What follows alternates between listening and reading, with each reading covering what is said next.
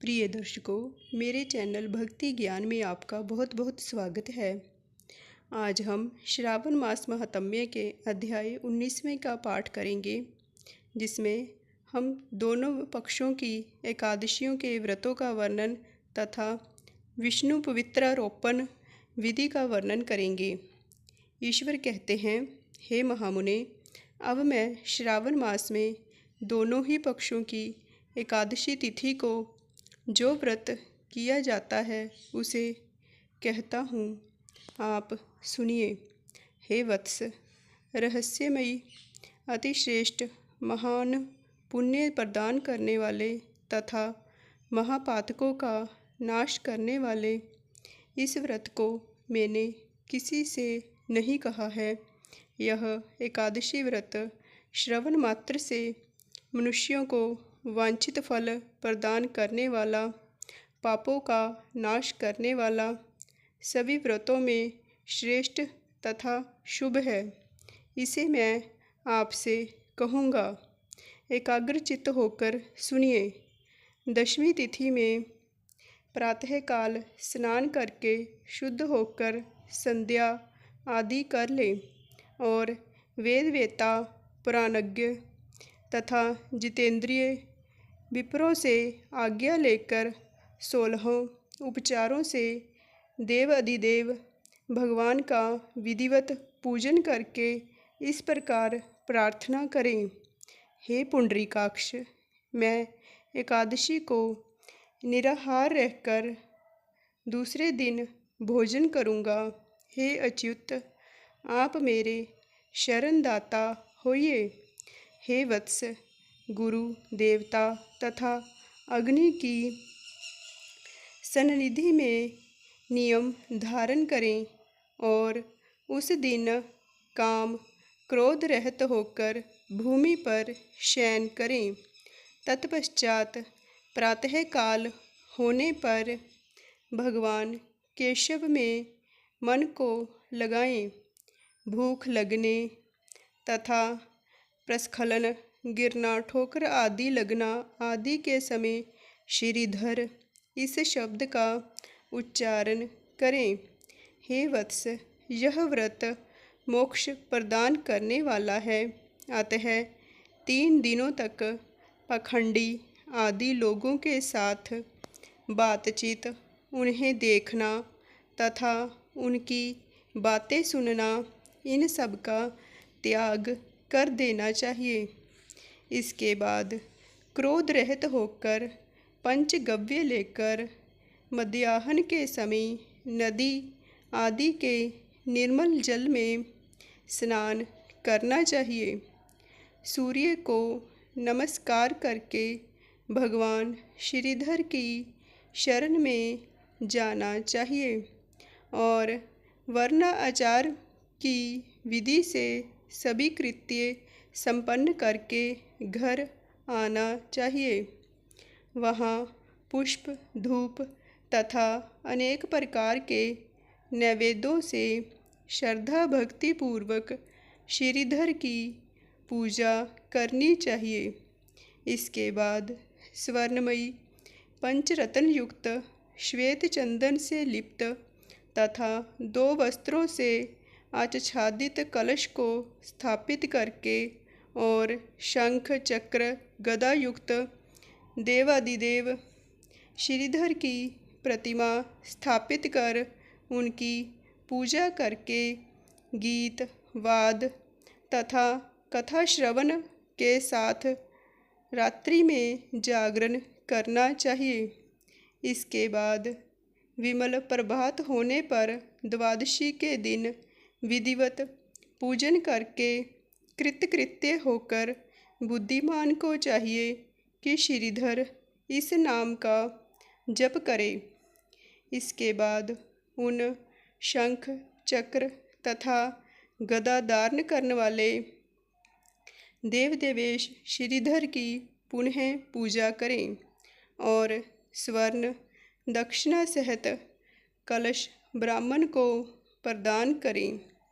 उस समय ब्राह्मण को विशेष करके नवनीत अवश्य प्रदान करें। यह प्रार्थना करें कि भगवान श्रीधर आज आप मुझ पर प्रसन्न हों और मुझे अति उत्तम लक्ष्मी प्रदान करें। हे मुनिश्रेष्ठ, इस प्रकार उच्चारण करके जगद्गुरु श्रीधर से प्रार्थना करके श्रेष्ठ ब्राह्मणों को भोजन कराकर अपने सामर्थ्य के अनुसार दक्षिणा देनी चाहिए।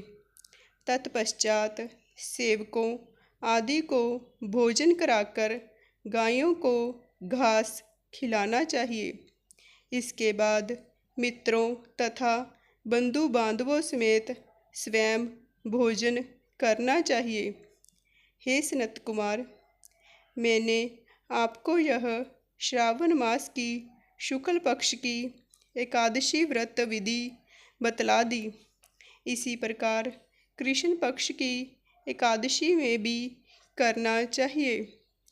अनुष्ठान समान है दोनों में, केवल देवताओं के नाम में भेद है। जनार्दन मुझ पर प्रसन्न हो, यह वाक्य बोलना चाहिए। शुक्ल पक्ष के एकादशी के देवता श्रीधर हैं और कृष्ण एकादशी के देवता जनार्दन हैं। हे सनत कुमार, यह मैंने आपसे दोनों एकादशी व्रतों का वर्णन कर दिया।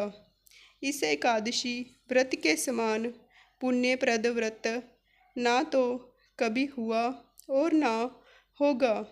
आपको यह व्रत गुप्त रखना चाहिए और दुष्ट हृदय वाले को नहीं प्रदान करना चाहिए। ईश्वर बोले, हे सनत कुमार, अब मैं द्वादशी तिथि में होने वाले श्री हरि के पवित्र रोपण व्रत का वर्णन करूँगा। पूर्व में देवी की कही गई पवित्र रोपण विधि के समान ही इसका भी पवित्र रोपण है। इसमें जो विशेष बात है उसे मैं बताऊँगा। सावधान चित्त होकर सुनिए। हे महामुने, इस व्रत के लिए जो अधिकारी बताया गया है उसे आप सुने। ब्राह्मण, क्षत्रिय, वैश्य, शूद्र तथा स्त्री, इन सभी को अपने धर्म में स्थित रहकर भक्तिपूर्वक पवित्र आरोपण करना चाहिए। द्विज को चाहिए कि अतो देवा इस मंत्र से विष्णु की पूजा करे। स्त्रियों तथा शूद्रों के लिए नाम मंत्र है जिसके द्वारा वे विष्णु की पूजा करें। इसी प्रकार द्विज कद्रुद्राय इस मंत्र से शिवजी की पूजा करें और स्त्रियों के तथा शूद्रों के लिए नाम मंत्र है जिसके द्वारा वे शिवजी की पूजा करें। सत्य युग में मणिमयी, त्रेता में स्वर्णमयी, द्वापर में रेशम का और कलयुग में कपास का सूत्र पवित्रक के लिए बताया गया है। सन्यासियों को शुभ मानस पवित्रारोपण करना चाहिए। बनाए गए पवित्रकों को सर्वप्रथम बाँस की सुंदर टोकरी में रखकर शुद्र वस्त्र से ढककर भगवान के सम्मुख रखें और इस प्रकार कहें, हे प्रभु, क्रियालोप के विधान के लिए जो आपने आच्छादन किया है, हे देव, आपकी प्रसन्नता के लिए मैं इसे करता हूँ। हे देव, मेरे इस कार्य में विघ्न ना उत्पन्न हो। हे नाथ, मुझ पर दया कीजिए। हे देव, सब प्रकार से सर्वदा आप ही मेरी परम गति हैं। हे जगतपते, मैं इस पवित्रक से आपको प्रसन्न करता हूँ जे काम क्रोध आदि मेरे व्रत का नाश करने वाले ना हो। हे देवेश, आप आज से लेकर वर्ष पर्यंत अपने भक्त की रक्षा करें। आपको नमस्कार है। इस प्रकार कलश में देवता की प्रार्थना करके बांस के शुभ पात्र में स्थित पवित्रक की आदरपूर्वक प्रार्थना करनी चाहिए। हे पवित्रक, वर्ष भर की गई पूजा की पवित्रता के लिए विष्णु लोक से आप इस समय यहाँ पधारें, आपको नमस्कार है।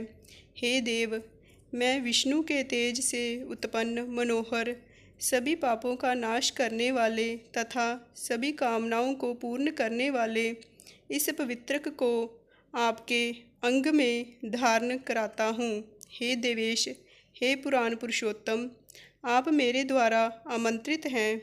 आप मेरे समीप पधारें, मैं आपका पूजन करूँगा। आपको नमस्कार है। मैं प्रातःकाल आपको यह पवित्रक निवेदन करूँगा। तत्पश्चात पुष्प अंजलि देकर रात्रि में जागरण करना चाहिए।